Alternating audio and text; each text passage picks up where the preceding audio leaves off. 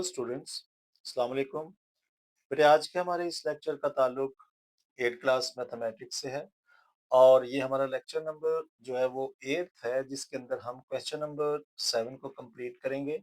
सो बेटा हमारी एक्सरसाइज 1.1 चल रही है जिसके अंदर क्वेश्चन नंबर 7 में देखिए लिखा है to decorate a birthday party Zara use ribbons of two colours. यानी एक बर्थडे पार्टी को डेकोरेट करने के लिए ज़ारा दो कलर के रिबन का इस्तेमाल करती हैं। The length of the blue ribbon is 15 upon 2/3। यानी जो ब्लू रिबन है उसकी जो लेंथ है वो 15 अपॉन 2/3 है मीटर्स में। और the length of green ribbon is 4/5 times of the blue ribbon. यानी जो ब्लू रिबन की लेंथ है उसका अगर हम 4/5 टाइम्स उसको बढ़ा दें 4/5 टाइम्स से तो वो ग्रीन रिबन की लेंथ आ जाएगी।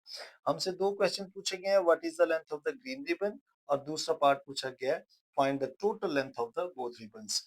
सो बेटा आप पहले तो ब्लू रिबन देखें, जो ग्रीन रिबन है उसकी लेंथ कैसे निकालेंगे। मैंने यहाँ लिखा है कि लेंथ ऑफ ब्लू रिबन वो कितनी है 15 अपॉन 2/3 मीटर्स। आपने इसको सॉल्व करना है, इन दोनों को मल्टीप्लाई करते हैं यानी 3 का टेबल आपने 15 तक लेकर आना है। सो 15 3 जार 45 होगा और 2 उसमें आपने जो ऊपर वाला नंबर होगा वो आपने इसमें प्लस कर देना है। सो 47/3 मीटर आ जाएगा। जबकि लेंथ ऑफ ग्रीन रिबन कितनी होगी, हम इधर लिख देते हैं लेंथ ऑफ ग्रीन रिबन। सो बेटा आपने इस वैल्यू को जो लेंथ आई है हमारे पास ब्लू रिबन की उसको आपने 4/5 टाइम बढ़ा देना है यानी इससे मल्टीप्लाई कर देना है। अगर तो क्रॉस में अगर ये कट रहे हो तो आप काट दें, नहीं कटते तो आप ऊपर वाले को ऊपर से नीचे वाले को नीचे से मल्टीप्लाई कर दें। तो देखिए अगर मैं ऊपर वाले को मल्टीप्लाई करता हूँ 7 4 जार 28 आ जाएगा। एक 2 कैरी होगा सो 4 4 जार 16 प्लस 2 18 आ जाएगा। सो 188 डिवाइडेड बाय 15 आ जाएगा हमारे पास। सो बेटा ये भी आपका आंसर ठीक है, लेकिन अगर आप इसको मिक्स फ्रैक्शन में देना चाहें तो आपने 188 को अंदर रखना है, 15 पे आपने डिवाइड कर देना। देखिए 15 1 जार 15, यहाँ से -3 और ऊपर से 8 नीचे ले आएंगे। 15 2 जार 30। सो बाकी हमारे पास क्या आ जाएगा 8 आ जाएगा। 15 1 जार 15 किया, यहाँ से 3 हमारे पास आया।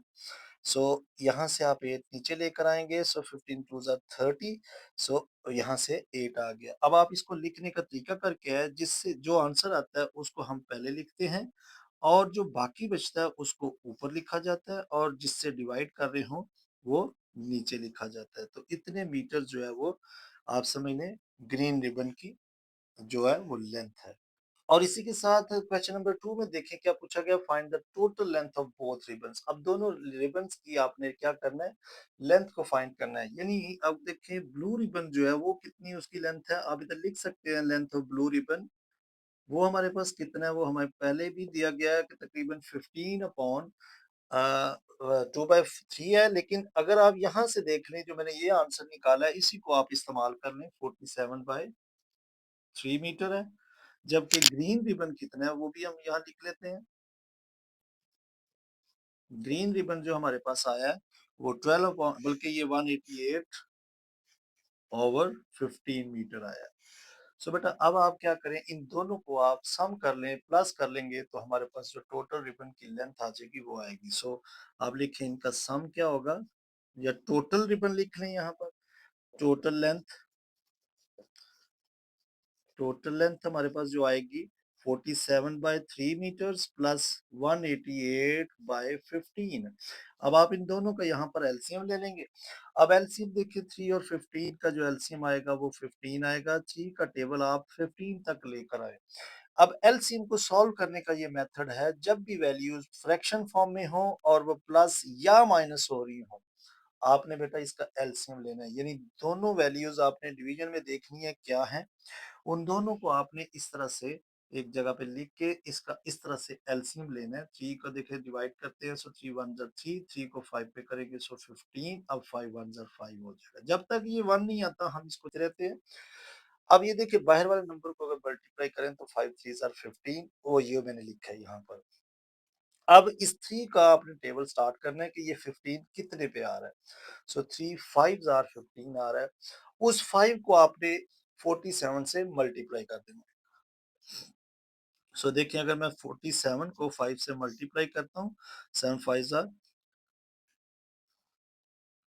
7 5 ज़ा 35 आ जाएगा, सो 3 कैरी हो जाएगा, सो 5 4 ज़ा 20, 20 और 23 आ जाएगा हमारे पास, 235 यहाँ लिखेंगे। आगे देखें जो साइन हो यहाँ नीचे ले आएँ। अब 15 15 के बराबर है, सो 188 एज़ इट इज़ आ जाएगा। अब ये दोनों प्लस हो रहे हैं, सो मैं क्या करता हूँ 235 के अंदर 188 को प्लस कर देता हूँ। सो देखिए 13 एक कैरी हो जाएगा, 8 और प्लस 3 ये 11 और एक ये 14 और यहाँ से 4 आ गया। 443 हमारे पास टोटल लेंथ इसकी आई डिवाइडेड बाय 15। आंसर ये भी ठीक है।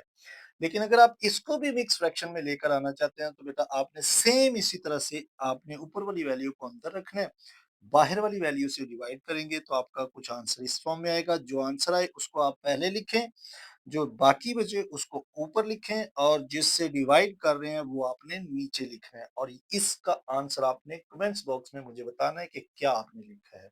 सो यहाँ पर हमारा आज का लेक्चर खत्म हुआ। अपना बहुत ख्याल रखें। Take care. Bye bye. God bless you.